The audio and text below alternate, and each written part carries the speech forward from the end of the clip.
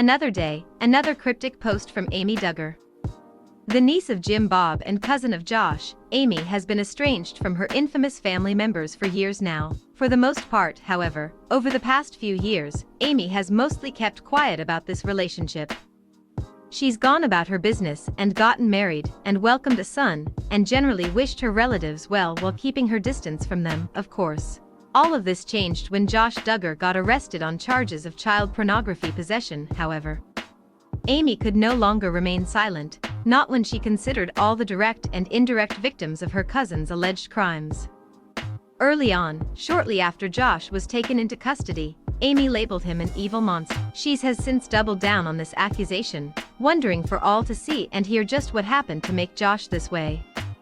"I think everyone is just trying to figure out where all this started from with my cousin," Amy wrote just over a week ago about Josh, who is facing 40 years in prison.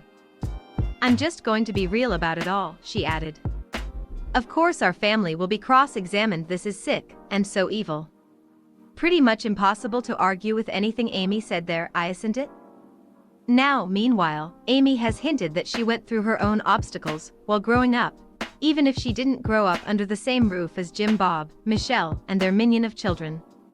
"If you do not address your childhood traumas, then your romantic relationships will," Amy posted very simply this week. Considering Amy seems to be very happily married, it's safe to assume that she has addressed any childhood trauma she may have gone through. But only someone who has experienced something of this nature would share such a message, you know? It sadly makes you think. Amy also wrote a lengthy post in honor of Mental Health Awareness Day this month, sharing important advice with her followers. She told stories of 2 different violent boyfriends from her past, and how she thankfully got out of those relationships before they turned too ugly. These troubled romances taught Amy a valuable lesson, however. Enough is enough. "Imagine the nightmare if I would have married either men?" added Amy. Abuse starts small, and they figure out what they can get away with, and then it leads to more and more and more until they literally cannot stop. If you are married or dating someone who threatens your security in any aspect, leave. Escape their wrath and their manipulation and control. Amy did not include the names of any family members in this post.